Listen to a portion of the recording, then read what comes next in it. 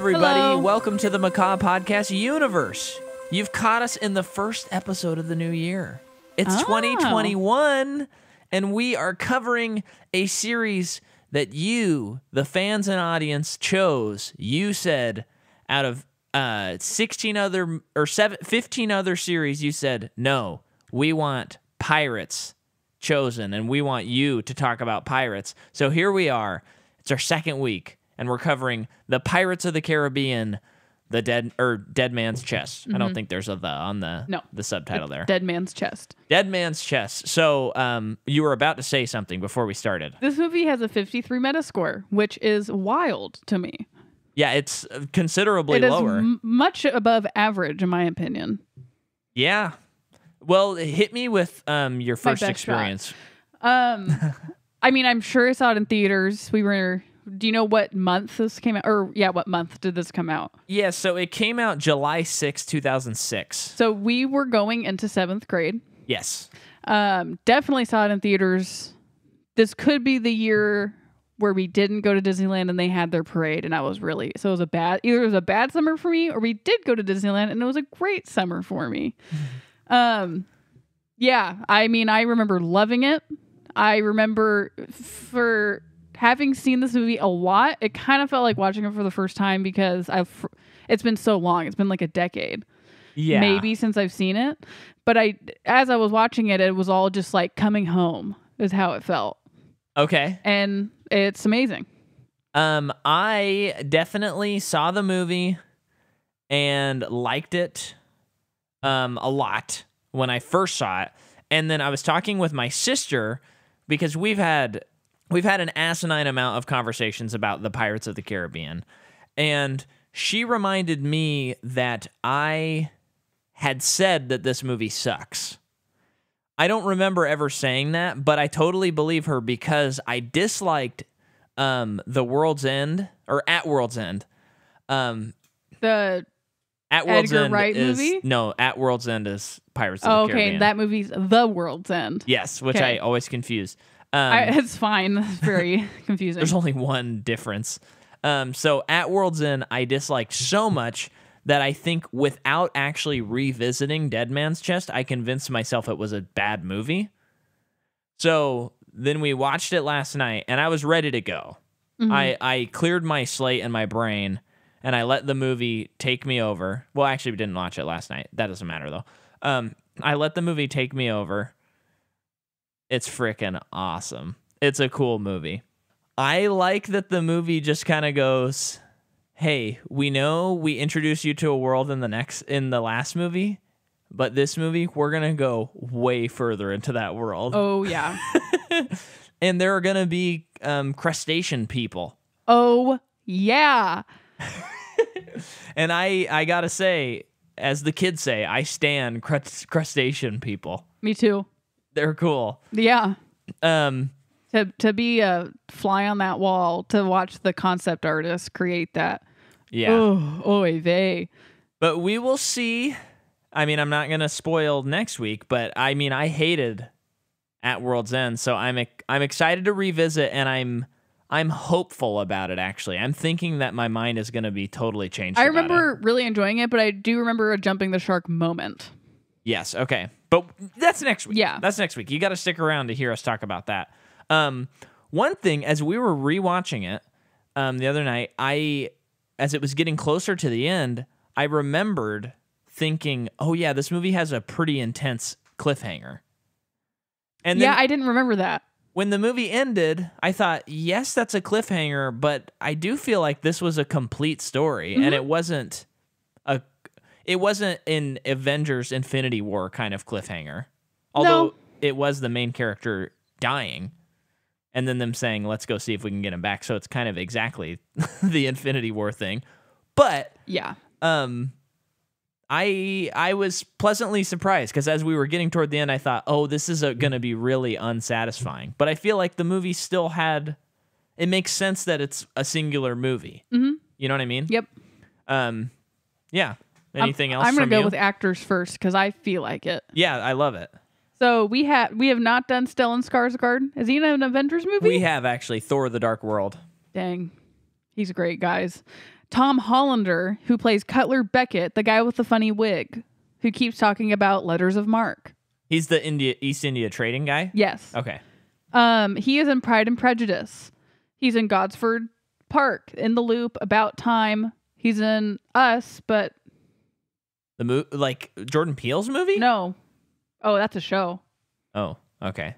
The font kind of looks the same. It was really threw This me Is off. Us? No, it's Us. Oh, okay. I don't know about the show. I've never heard of it. And then he's in a ton of TV. He's also in Bohemian Rhapsody. He plays Jim Beach. Do you know who that is? No. Okay.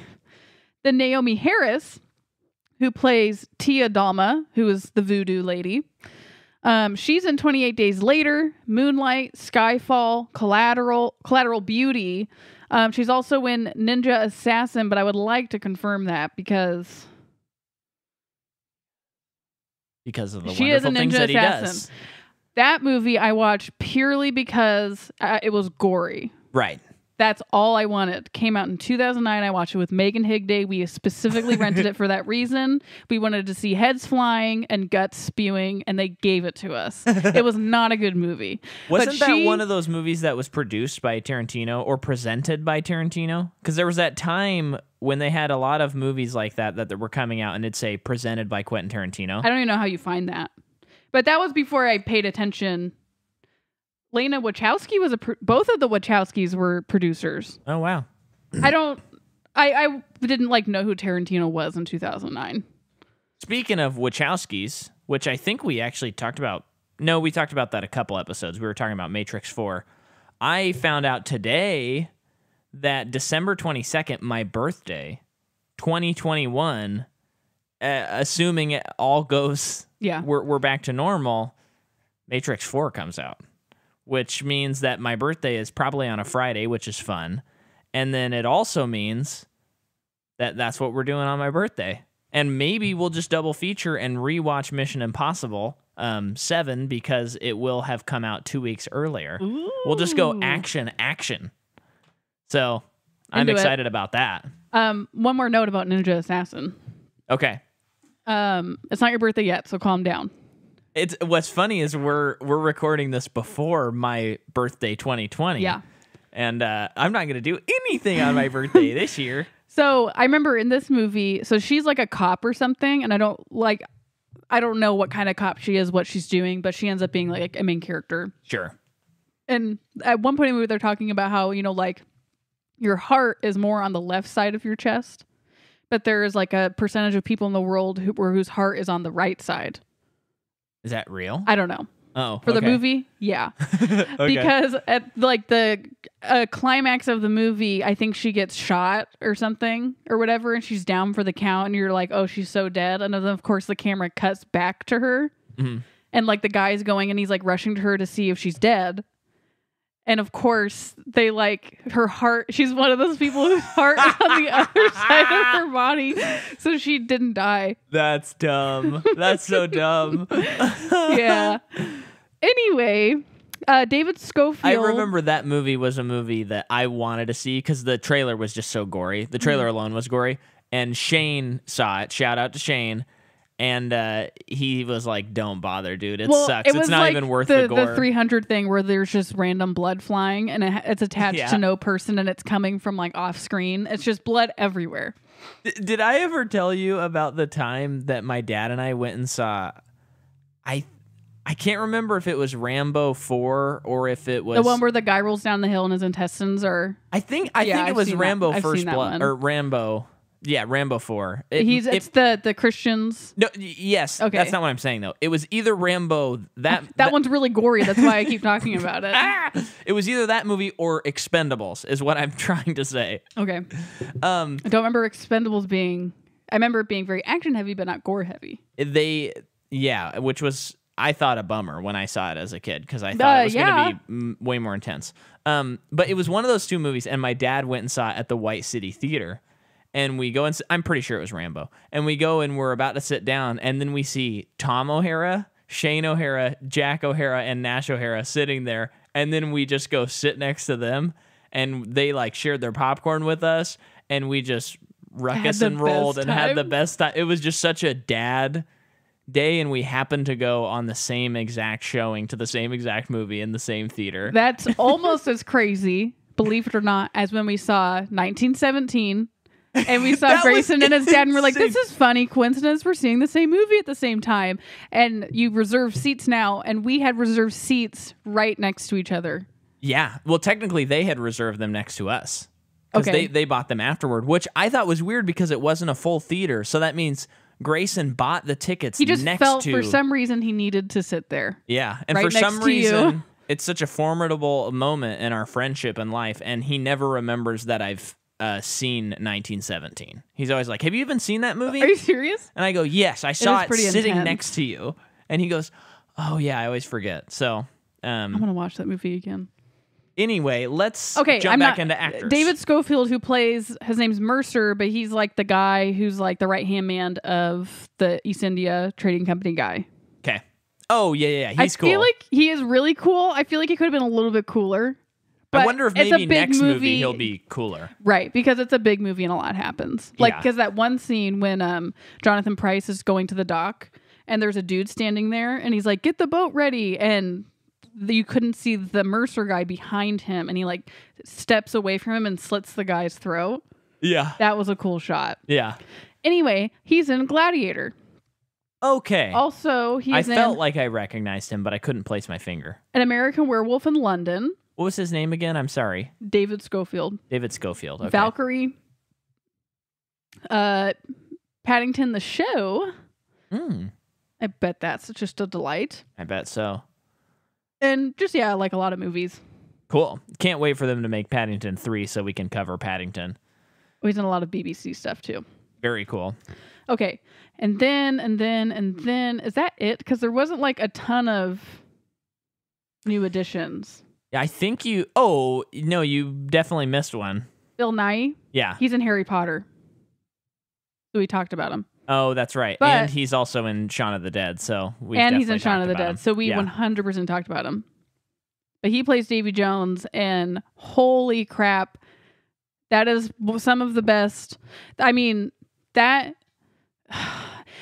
for someone who has to do so much CGI makeup, so CGI heavy of a performance where you basically lose the actor's face, he completely acts through it, and it is just amazing. It's one of the best types of performances I've ever seen.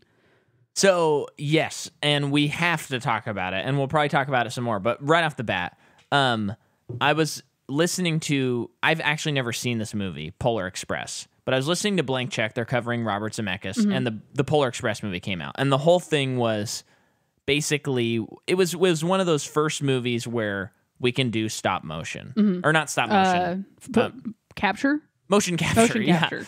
And Griffin was talking about how you can see... They have on the DVD, or on the Blu-ray, they have extras where you can see Tom Hanks performing while his character is performing.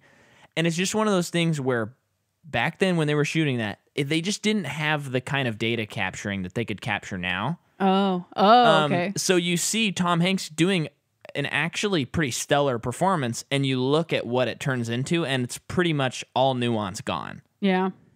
And I did like that movie, though. I think, again, I haven't seen it. It always looked like, pun intended, a train wreck to me. And I've always avoided it. Do they like it? But no, they were saying it's haunting to watch. I haven't seen it since I was a kid. Probably shouldn't watch it again. But that movie comes out in 2004. This movie comes out in 2006, so there's a little bit of time. But I think, and one of the visual effects artists was saying this on a behind the scenes I was watching for Dead Man's Chest. Bill Nye... Wait, I'm going to cut you off only to say this. Goblet of Fire came out in 2005. And that's when Ralph Fiennes shows up. Okay. He's got a lot of the same stuff going on. Yeah, I think that's pretty different, though, because that's a lot of just cutting off his nose. That's not really a motion capture performance. Fine. But Dobby maybe is still... But no, he's not motion capture, I don't think, until later. Sorry, go ahead. But what I mean to say is 2004 Polar Express and you know, the subtleties of Tom Hanks acting doesn't come across. Yeah. But in this movie, I think because he's playing it so big, and even the VFX artists were saying this, it's really easy to animate because he's really going hammy on the whole thing. So it's a lovely performance. Oh, yeah. It is the best performance in the movie, and Johnny Depp was in the movie. That's how I feel. And it's pre-Depp sellout. Yeah. This is when he's still doing good work. Yeah. His reaction when he opens the chest and his heart's not in there. Usually the choice would be staring blankly into it like, I can't believe this just happened.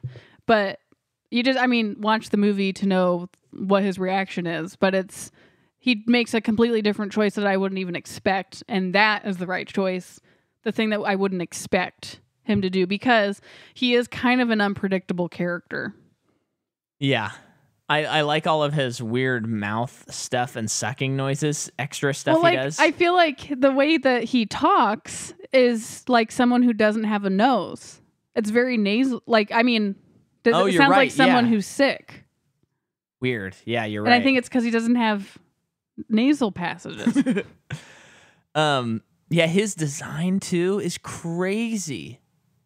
It's unbelievable. And I guess on set they still put makeup around his mouth and eyes so that they could. That makes sense. It's easier to blend. Well, and so that they could use that. Yeah. And then animate around it, but they wound up not even using that. Okay. So, I could not believe how good the eyes looked for animated eyes.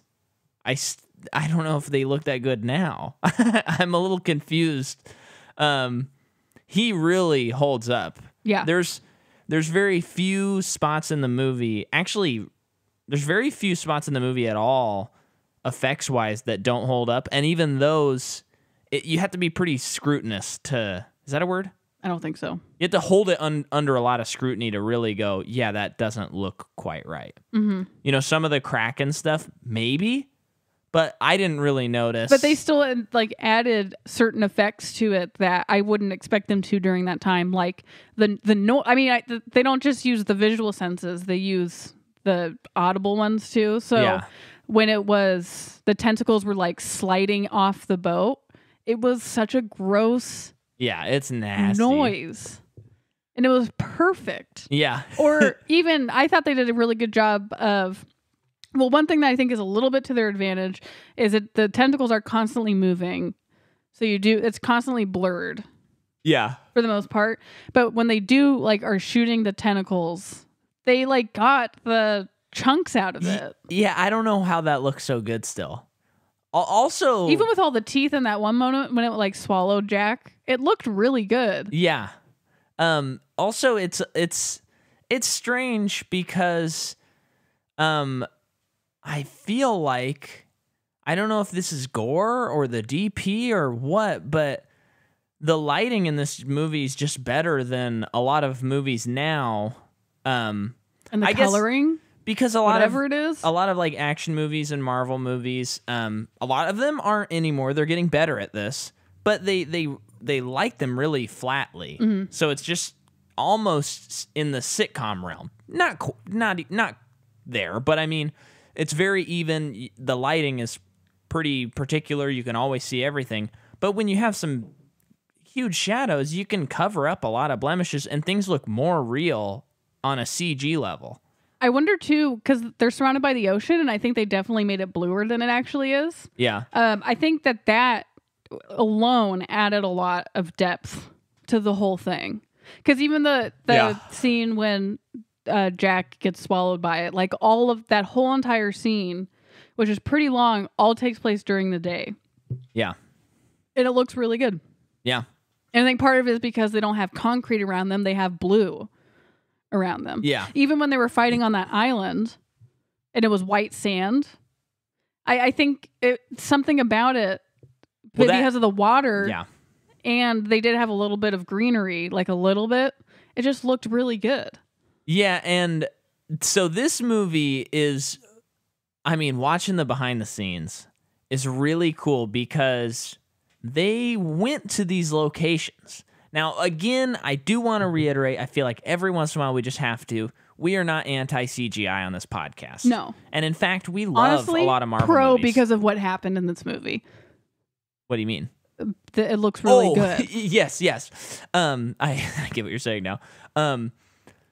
But this movie does make an argument for just like they go to these incredible locations where if they film this movie today, they would not go to these locations. No.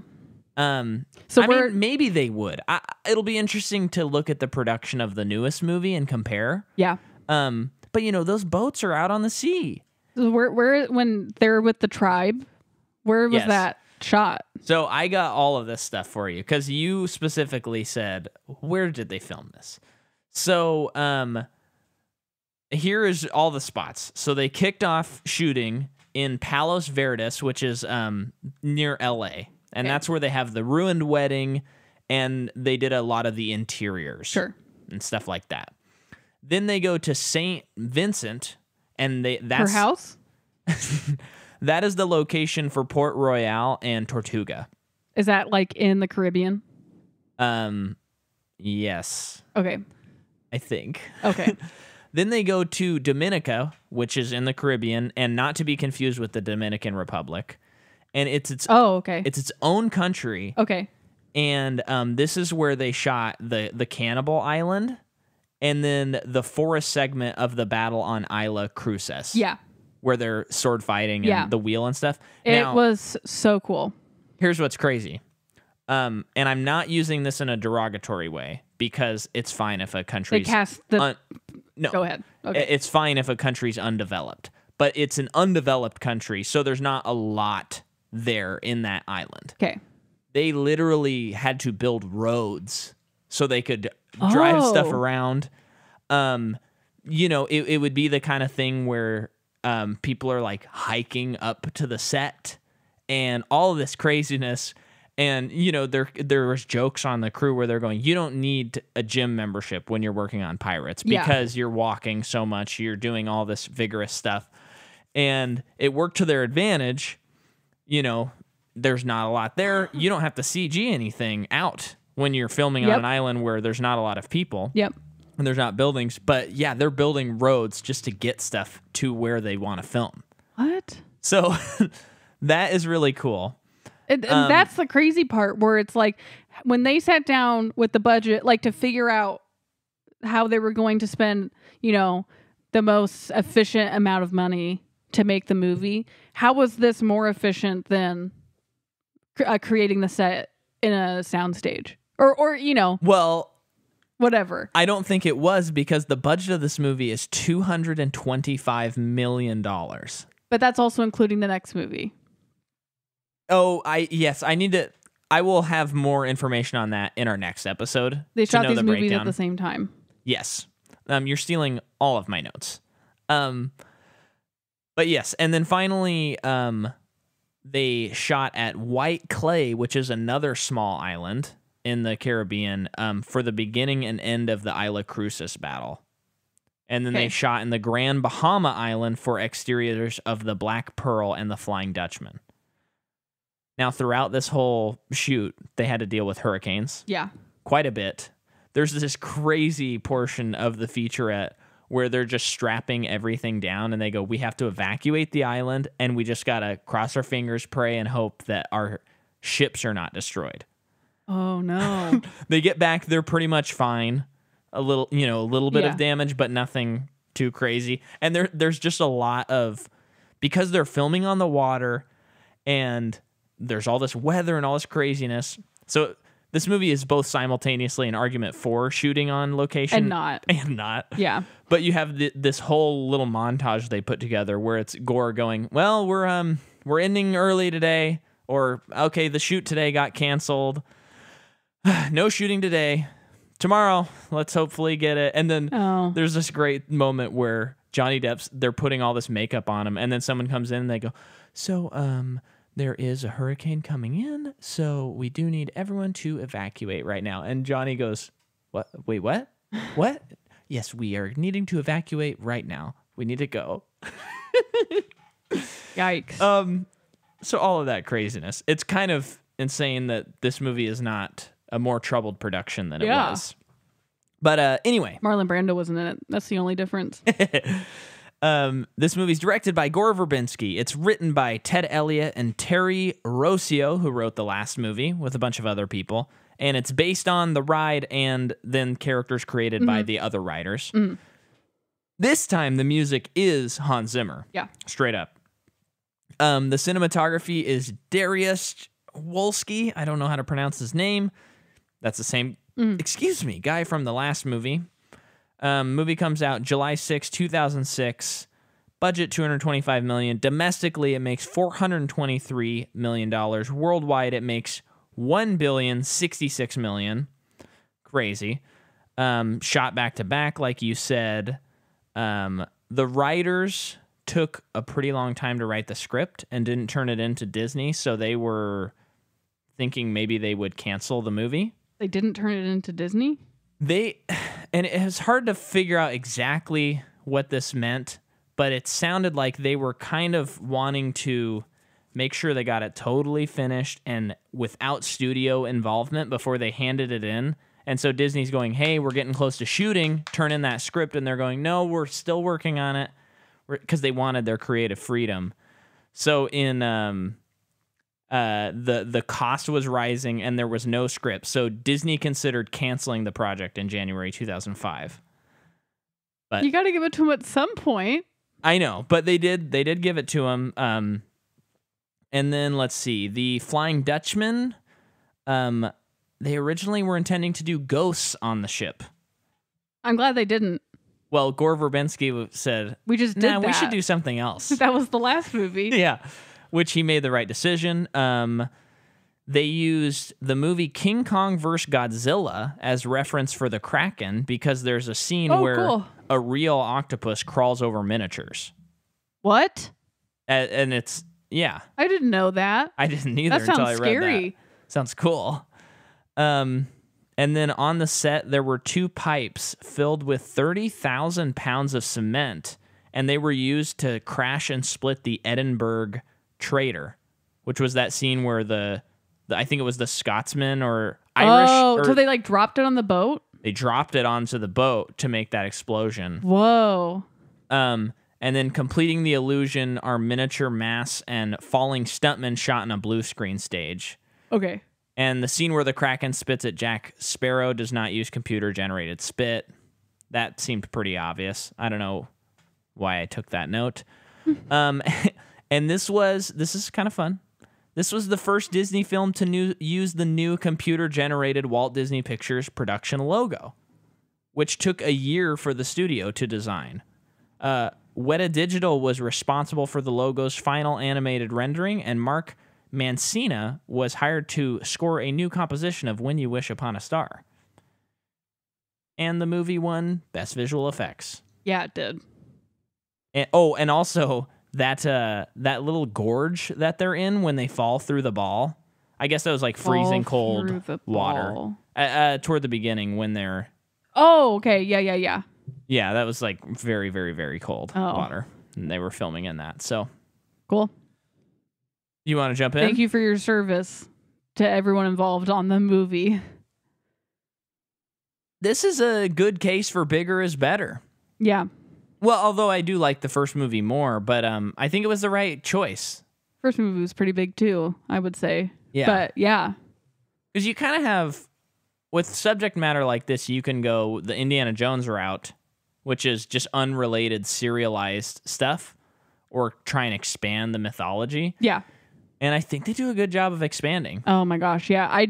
So when the movie starts, I think that the first act, they have a lot of exposition to get through. Yeah. And I think they do it pretty well. When we were watching it, part of me was like, is it going to get, like, when is it going to stop being so dense? Is what I was thinking.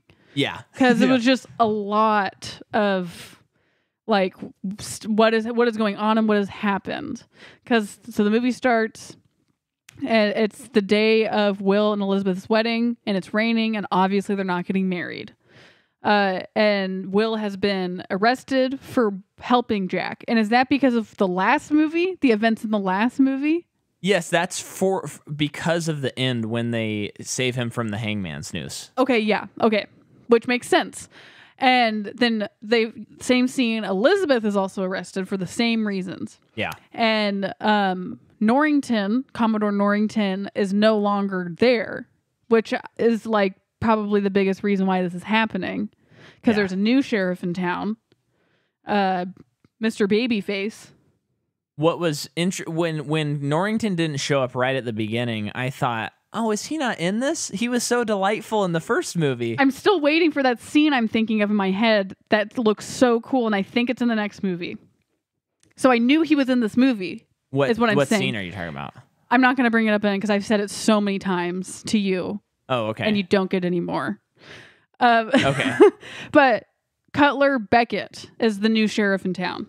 Yes. So yeah, he arrests them. They're sentenced to hanging, get thrown in prison, no wedding. And then shortly after that, Will is taken to Beckett to like, he wants to make a deal with him. You go get something from Jack that I want. And did he say like he'll exonerate him? Well, he'd give him the letters of the mark, I think. So we were both pretty confused about it. From what I understand about letters of marque, which is this packet of letters he kept holding up and everyone wants. Well, Norrington wants later on. But I think it's like he signed something and it, like, to me, it deputizes Turner to have the authority to go do what he needs to do, whatever he needs to do. Yeah. In order to get the thing, because East India Trading Company is basically commissioning him to do it. And this company is basically the government. And it sounds like if he brings back the compass, him or Elizabeth will be set free, but not both. Right. Like, we'll figure that out once you come back.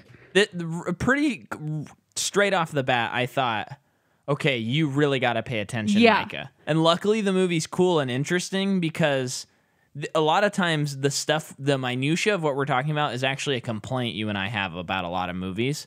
But I think this movie earns the specificity of what it's going over. I think it works. And it's like, I like when it's consequences from what happened in the last movie. Yeah. Which is a good way to bridge the gap between both movies. It's nice that there's also not a lot of those Stranger Things type scenes where they go, wait, you're telling me we got to do what again? And then they explain everything like you're an idiot. They trust you that you're going to watch the movie and engage with the movie. Yeah. But here's where I'm confused. Yeah. Will doesn't take the papers because later on, Jonathan Pryce lets Elizabeth out of prison and he's gonna ship her to London. Like, he made a deal. Where's that dog? Yes. Pretty funny. Very funny. So he breaks her out of the prison to put her on a ship that's going to send her to London. And of course, the Mercer, the right-hand man guy, intercepts him. Elizabeth is nowhere to be found. But now Jonathan Pryce is in trouble. Yeah. Elizabeth goes to Beckett. It's the notes. So she takes the letters of marque. So I think I get it. He just sends Will on his own, and he's not really concerned about Will's well-being. He doesn't really care if he gets back or not. I don't think. Okay. Elizabeth gets... This makes sense to me now. Elizabeth gets those letters of the marque so that she can't be tracked down by the military, or if she is in trouble, she can say, I have these letters, and she basically has a backup, and she can kind of get out of larger situations, especially because she wants to take a ship and go out and find them. And she doesn't like have that. the means to do that, but if she has the letters, those exonerate her from her crimes, basically. Okay. And give her the authority to do Someone that. just has to... He signs them at some point or not. He signs them when Elizabeth that threatens him at gives her gunpoint. like the permission to do it. Yeah. His office is so cool. I think it was in the first movie. Was it not? I don't think it was. Because Okay, I remember... I can't remember. No, it's not. Okay. It's not in the first They movie. are like building it and painting it, I It's guess, cool. in this And there's movie. maps everywhere. Oh yeah, it's an incredible Chloe set. would love his room because there's so many maps. And yeah, I like how the bay is his like backdrop. Yeah. Very nice. Yeah, Very it's cool. nice lighting in it. Okay, so then she leaves. Meanwhile, during all of that, Will does find Jack. I can't remember how. Yeah, let me tap in here. Okay. Because we're missing a couple of things. Okay. We're caught up on them too. But Jack Sparrow is on... I don't remember where he's at, but he's in like Mordor with water around it. Oh, yeah. And I there's remember a as a kid scene- thinking, like, what is this place? And can we spend here more time here? This is cool. There's a scene where a crow pecks out a guy's eye, and they do show it. Uh-huh. I was actually shocked It's by nasty. that. Very cool, though. Yeah. But that was wild. And then he escapes via a coffin a la Count of Monte Cristo kind of a thing. Okay. It's Shoots very a crow. funny. He shoots a crow and breaks out of it. Yeah. That's good. Some good crow acting. This Yep. series has got some good bird acting in it so far. If nothing else, they got some good bird actors. Mm-hmm. And then he commandeers the Black Pearl, I believe. And then... He doesn't commandeer it. It's his ship. He just gets back on it. Oh, what does the word commandeer mean then? To me, that means like takes it over and starts commanding it. I don't know. I could be wrong. But whatever. The Black Pearl's there to save them. It's like they knew that this was all going to happen. And it's also like they don't explain why he was here and what this place is. It's just like Jack got into a bind. Which I love that kind of stuff. Yeah, in me movies. too. It's like great reintroduction of a character. And he's so nonchalant about all of it. Like as if he was not actually worried about dying imminently. Right. Whatever. So yeah, he gets picked back up. And then some Davy Jones action happens. Oh, I don't think we get Jones I think yet. it's around this time though because he's trying to find rum. Meanwhile, it also was established that he can't. The compass isn't showing him where to go, so he's aimless. Yes, he's pretty aimless. So he's trying to find rum, and he comes across Bootstrap Bill. Right. Yes. In the bottom of the boat. And it's Stellan Skarsgård, and his makeup is out of this world fantastic. And there's a starfish on his face. Yeah. I love the starfish. And it's really, it's just a really good job of making, because he's on the Flying Dutchman crew, and out of all of them, he looks the most human, and that's just good because we remember who he is. Well, and I think there's an implication that he's the youngest of the crew. Because if we think about the last movie, he didn't die actually that long ago, I don't think. In the grand scheme of all of it. Life. And I'm assuming, the way he died is Captain Barbossa and his crew put a cannonball. They chained him to a cannonball. And he sunk to Davy Jones' locker. Yeah. Became part of the crew. So pretty cool. You know what I'm realizing? Yeah. This movie, the balls to the walls nature of this movie is what would have made Mortal Engines like a perfect movie. If they had gone full balls to the walls. Like this movie just goes, we just assume that you're with us and we're going to go insane. Well, the thing is too, with Mortal Engines, a lot of the characters are not very unique. Yeah. In their acting. This movie, you have Johnny Depp. That's a good one of point. the most unique performances in a franchise, bar none. Yeah. And then Orlando Bloom just plays him completely straight. Yeah. Total straight shooter, but he is willing to change. That's also important. Keira Knightley is a very strong female lead. Very strong. In Mortal Engines, I think that girl's performance, she's like the best one in the movie. Her performance is best besides Strike. Yeah, Strike, of course. She is probably like the best in terms of that world. Yeah. But everyone else, it's just they're kind of a caricature. When in this movie, like a lot of the characters in this movie, you can make the same argument, but it's like, yeah, they're being pirates. Yeah. They're supposed to be characters. They're supposed to be crazy and saying arg. Yeah. Does that make sense? Yeah, no, it does. It just works. Also, I think the world of pirates is a world that we're all familiar with in some degree, so we're already buying it. Yeah. As we're watching the movie. Something like Mortal Engines is they needed to convince us that they needed to guide us through the whole thing, and we were supposed to follow them blindly. And the suspension of disbelief is taken away very quickly and very easily because it is so weird. Yeah. Having said that, though, listen to our Mortal Engines episode. We kind of like the movie. Yeah. And a big hit against this movie that I think everyone is thinking, if they're fans of our podcast, is in Dead Man's Chest, there is no Shrike. No, there's not. So, and that's a big problem, frankly. And that should be addressed if they do any George Lucas style special editions. Just CGI him in, like on the crew working. His like green glowing eyes. Okay. Okay, so Stellan, Bootstrap Bill is there to tell Jack that his time is up, whatever he waged with Davy Jones. And he's got the mark on him now, which means Davy Jones is coming or the Kraken's coming, one or the other. So then Jack wants to get to land because if he's on land, the Kraken can't get him and Davy Jones can only set foot on land once every 10 years. Yeah, cool. Do you know if he steps on land in the series? Not in this movie, but he might in the next movie. That would be cool, because I bet that'd be a fun moment. But remember the when they're at that shallow island? Yeah. He's saying, he's like, I can't go out there. You guys need to go out there and get it. Yeah. Yeah. So I don't know how long it's been. Let's kind of just jump ahead. So we're at the Cannibal Island. Yes. The Black Pearl's there. Okay. Everybody's captured of That's our when pirate Will crew. finds Jack. No Zoe Saldana in this movie. No. Bummer. Because she got her own ship, right?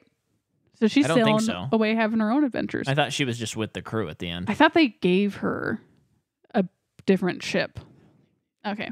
But I'm anyway. pretending that they did. So Jack Sparrow is kind of the god of these indigenous people. He is the god of these people. And they think they need to cook him in order to free his soul and eat him. And a lot of fun shenanigans. The world building is incredible. The sets, the location, the colors are really, really nice.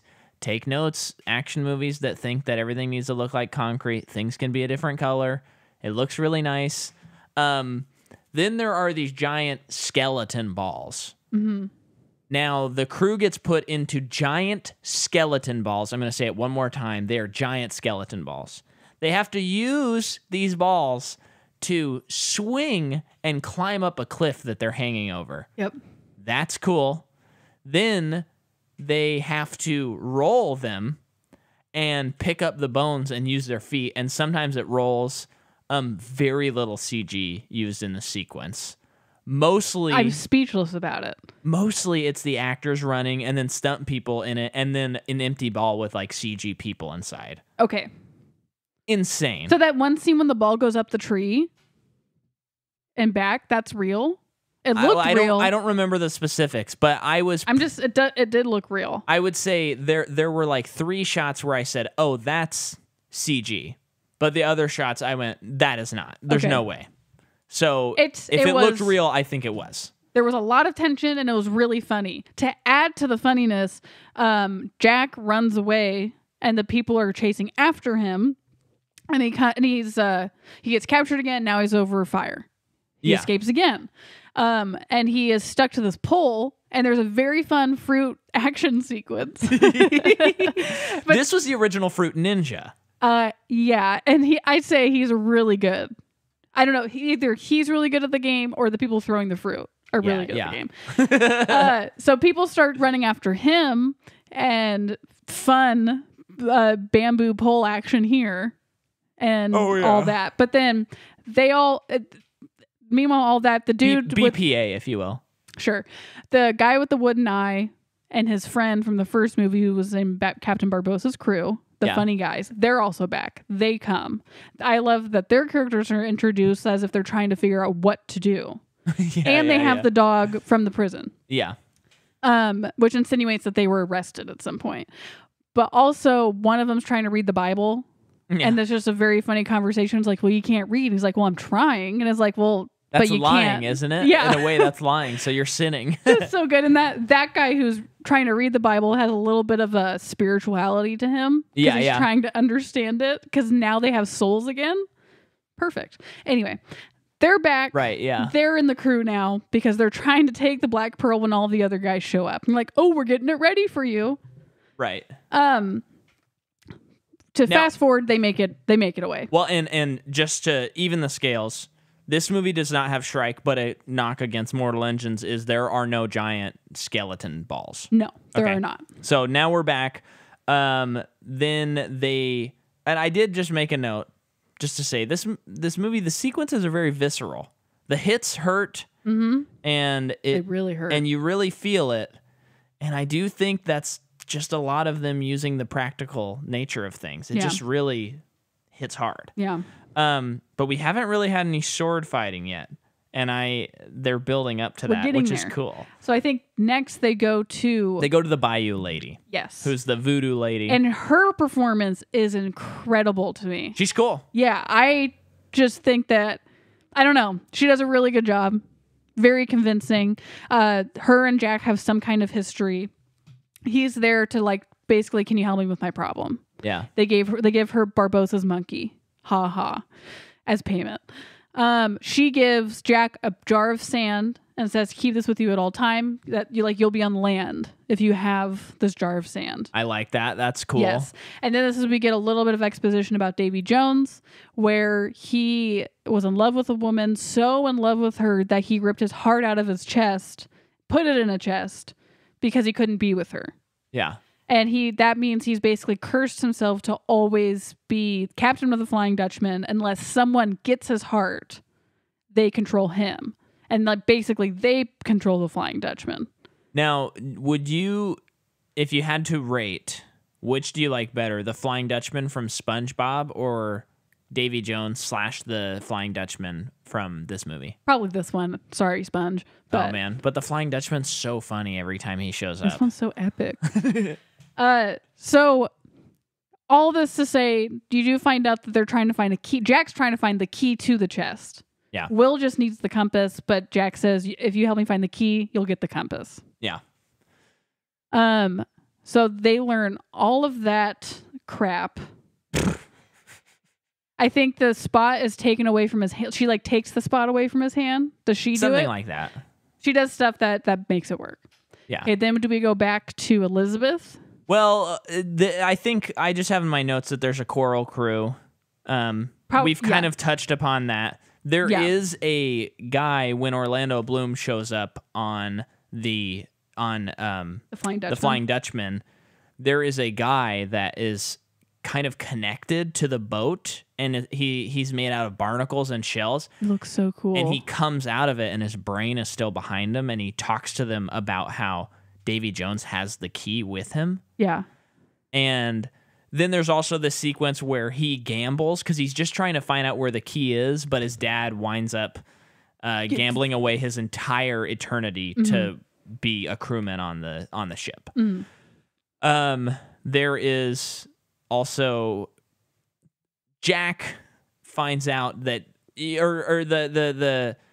oh my goodness, Davy Jones shows up on Jack's boat and he says, hey, yo, you got to find 100 souls and you got 3 days to do it. And I do think it's interesting. It's fun story-wise to find out that the only reason Jack is captain of the Black Pearl is because Davy Jones gave him the right.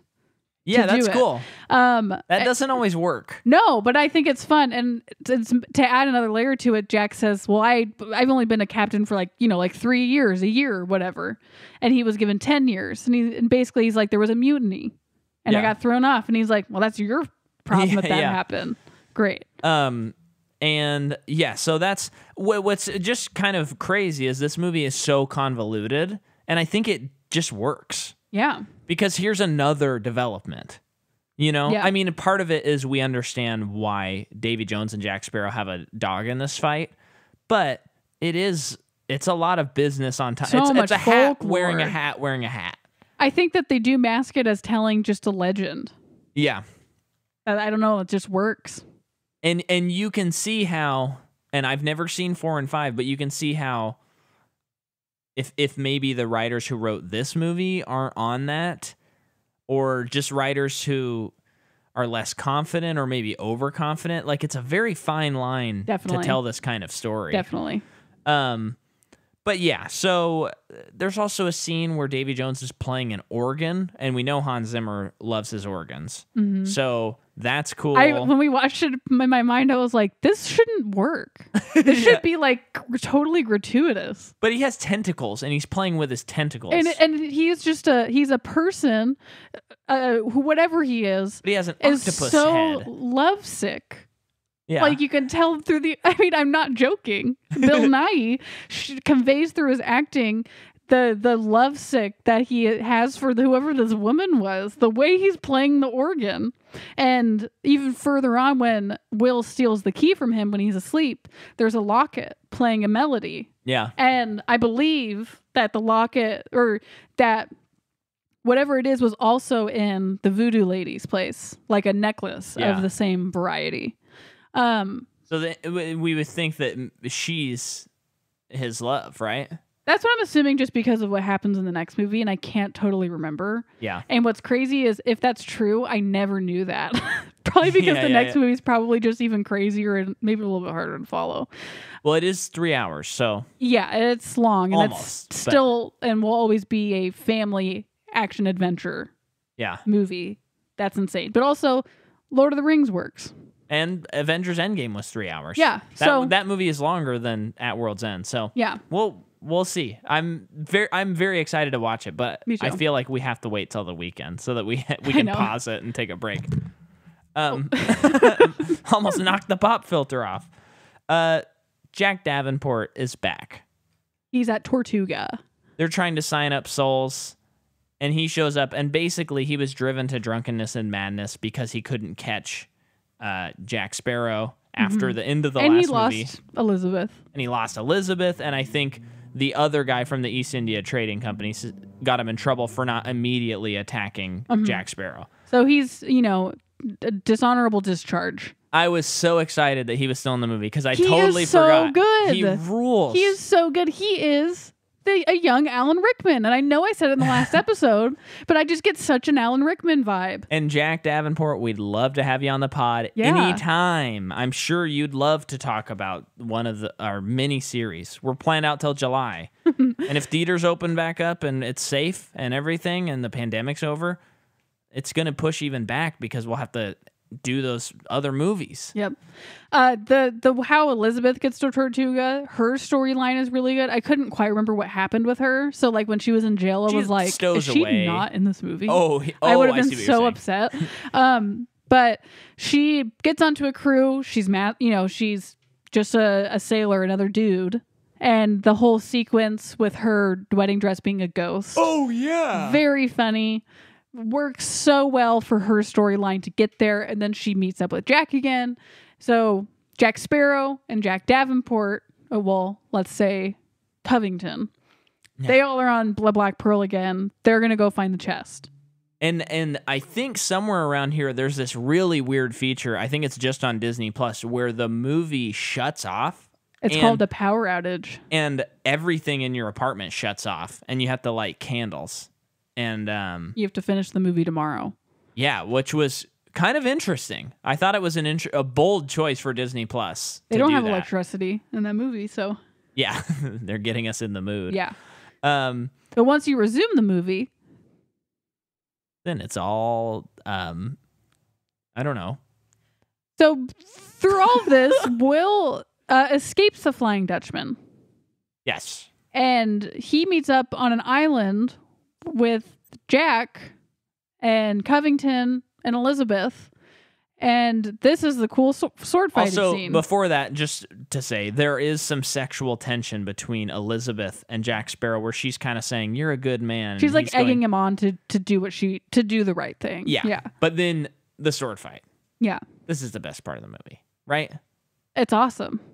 I love the adventure nature of, so they dig up, they find the dead man's chest. They open it, they see it's a heart, which is cool alone. But then all of a sudden it's drawn sword, Will Turner versus Jack Sparrow. And they're kind of, yes, go ahead. Part of Will's motivation now is to get his dad off the boat, off of the Flying Dutchman. Yeah. And I love that because he grew up fatherless. His father abandoned him. Then Will finally meets his father, and he tells him, I will not abandon you. Yeah. Love it. Love the character development there. And then, of course, Jack has his own thing. And then all of a sudden, a third sword comes out. It's Jack Davenport. Covington. And he says that he's basically, if I take care of this, I'm going to get my life back. Yes. And so they start sword fighting. And it's great because we've been pretty devoid of swords in this movie. And this is a sword movie. It's a long scene, so you get what you want. They're doing it across these beautiful white beaches. And then Elizabeth fakes fainting and she's trying to get their attention. And then all of a sudden, kind of like bumbling idiot pirates, they go and then they grab the chest. Mm-hmm. And then all of a sudden, Davy Jones is going, wait, they have my chest. Go get it. I can't step on land. And then there's all these coral people who are running around. And there's fun hijinks. It has, I know I compare like every adventure movie to this, but it has that fun Indiana Jones energy. It does. To yes. it where there's like some fun comic relief. And then you're just not really sure what the heck is going to Do you happen. think that, like, because it makes you think of Marvel movies. Yes. And action gets pretty dang lazy at some point in those movies. Yes. And see any of our Marvel episodes. And you just have to wonder, the people who are making those movies, did they just think, oh, well, they're flying, people will be amazed. That'll be enough. They're flying, they're shooting things out of their hands. Like, he has a hammer. Whoa, it's entertaining. That's a good point. Because in this, it is just men fighting with swords, but they integrate the set into it, and they're so it's like a mill, like an old rundown mill. Wait, before you go there, don't go there yet, because think about our two of our favorite movies, Guardians of the Galaxy in Marvel, and when there's those action sequences, especially in Guardians 2, there's a lot of funny and just good character moments in the action sequences. And I think those action sequences are better than a lot of what we get in a lot of the other movies. Although I still think Endgame is perfect for what it is, and it's a great, great movie. Well, it's been so long since I've seen that one, but it's like, I remember the action being pretty intense, but that always will be because it is an accumulation of a lot of movies. But the scene when they're fighting Thanos is pretty intense. Yeah. I mean, that's a great scene, though, too, because I think they really do a good job of showing you what is exactly happening and what is exactly It's a pretty wide shot from my memory. Yeah, it's just a lot. And the payoff of, Captain America getting the hammer and all of that stuff is just slam dunk. But that is cool. Yeah, that's a really good point, because I was so invested in this action sequence. Mm-hmm. It feels like the kind of sequence where if you were making a movie or something, you'd go, oh, we should watch that sequence and take notes. Yeah. Because that's a brilliant sequence. Yeah. It's masterclass filmmaking. But they get on, there's a mill, and they get on the wheel of the mill, and they go, it breaks off. And now, at some point, there are three of them: Jack, Sparrow, Will Turner, and Covington. And they are, folks, look at the behind the scenes. His name's Norrington. Crap. Oh, man, I feel so dumb. But also, there's a lot of people in this movie. Yeah, you'll be forgiven for that. So the three of them. Sorry for anyone who was screaming. If you look at the behind the scenes, those actors, they're on a real wheel. Yes. What? How'd you do that? They are strapped in. Those shots are real. I think, again, there's like 2 or 3 CG shots when it speeds up, and I'm sure there's a lot of stunt shots as well. Yeah. But like those shots where they're inside the wheel and it's a close-up and they're reacting to it, real stuff. You see these shots in the behind the scenes where they get out of the wheel, Jack Covington and Orlando Bloom specifically, and they're just Jack Davenport and Orlando Bloom, and they're just going, oh man, it's been a long day. Because, it takes forever to shoot one sequence. So, I think it was like a 2-day shoot to do. And they probably got so sick. Stuff. But it is so worth it. Because seeing 3 people fight in a wheel, come on. So cool. You don't see it. And there's still a lot of tension because they're fighting over that key. You got to use your environment if you're doing an action sequence. Yeah. And we said it in the last episode, too. I mean, that's one of the strengths of this series. Is they go, what's cool that's happening here, and let's expound upon it and use it. And as that's going on, so like you said, the Flying Dutchman crew get on land and they start fighting with Elizabeth and the 2 dudes. Yeah. And that's also just very exciting. They do some very exciting stuff with them. Especially where that sequence kind of ends with that guy getting his head knocked off, and his head's a conch shell. And he's basically his head's like a hermit crab. Yeah. So like all the guys run away, and he's like trying to get them to wait. And then he just rolls around in a shell and starts walking.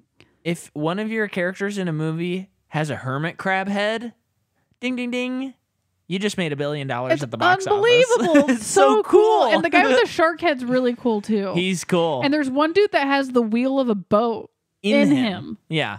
It's amazing. And a lot of the times throughout the movies, you will see like anemones, barnacles, mussels, whatever moving on the characters.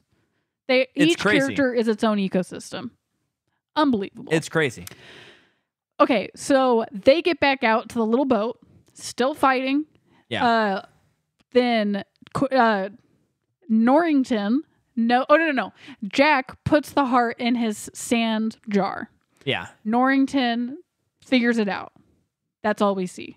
Yeah. And then someone gets the chest. Also, I'm sorry, but I just gotta say, they did such a great job of when Norrington shows up to the boat, he looks inside and he looks at where the chest is, and then the sand is, and he sees that something has gone There's afoot, sand all over the boat. and he looks for a little bit, and the camera shows us what he's seeing. And I think a lesser director would have shown him walk up to the boat, look at it, and then leave. And then at the end of the movie, you would have figured it out. Yeah.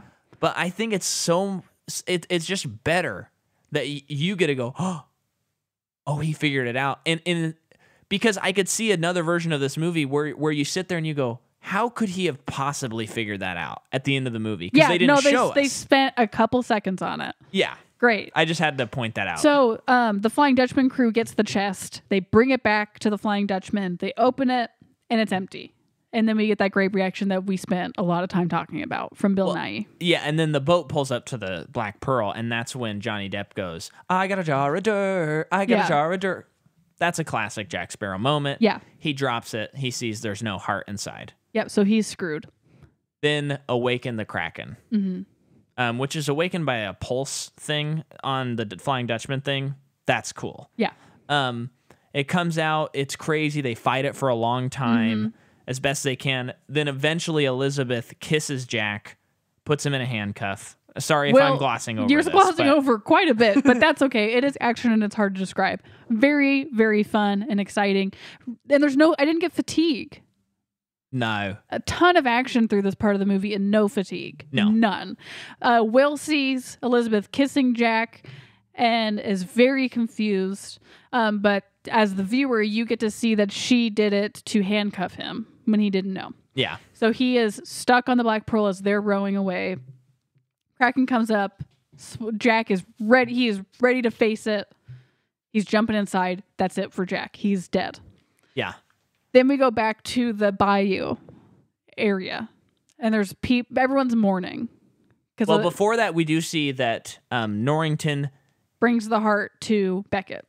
Yes, and we don't actually see it, but it's very much implied that. It's beating in the bag. So. Oh right, it's the heart. That's what it is. Yeah. Yeah. So they're in the bayou. Everyone's mourning because Jack has died. We get a lot of good close-ups of all, the main crew members to get their reactions to the whole thing. You do see that Will and Elizabeth have obviously not resolved what just happened. And I will say, a setup for a love triangle so far, I think this movie does a really good job. I'm curious where it goes in the next one, but it makes sense that Elizabeth handcuffed Jack Sparrow to kissed him and handcuffed him. So she basically murdered him. Mm-hmm. And so when she comes down, she doesn't want to talk about it. She doesn't want to tell anyone that she's the reason why Jack Sparrow died. So Orlando translates that as you Guilt. Kissed him and you have a thing with him. But you're engaged to me. What the F? I think that's a good setup for a love triangle. Yeah.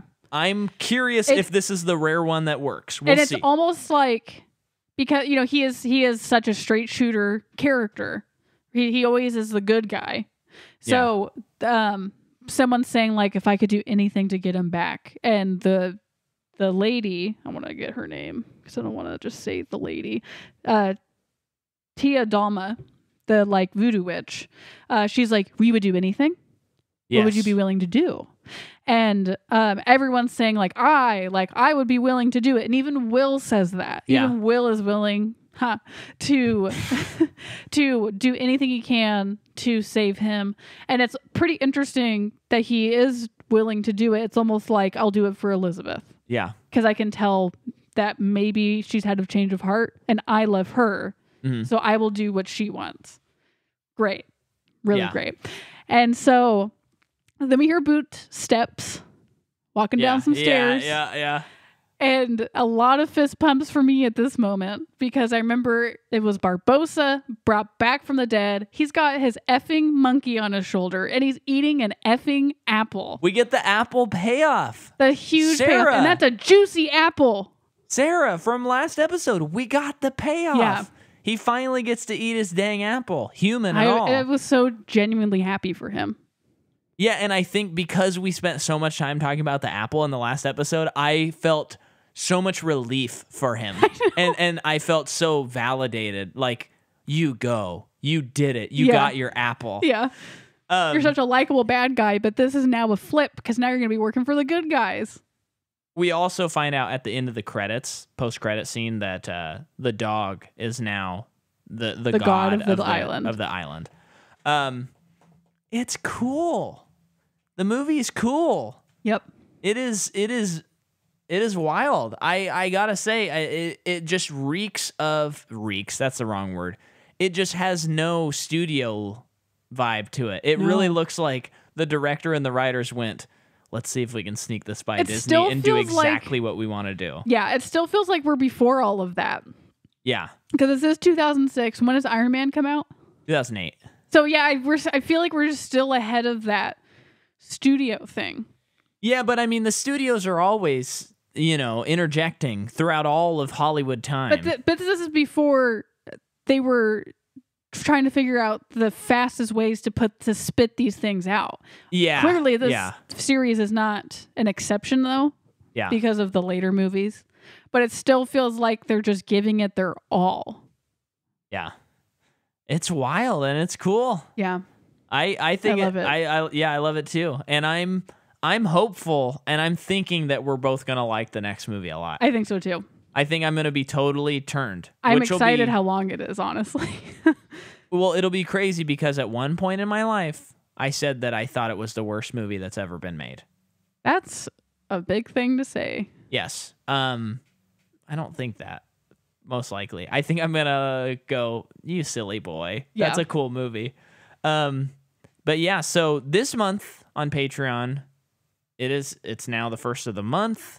Or I don't know if it's the first of the month, but either next week or earlier this week, we released our Gremlins 2, the new batch episode on patreon.com/MICAHMCCAW.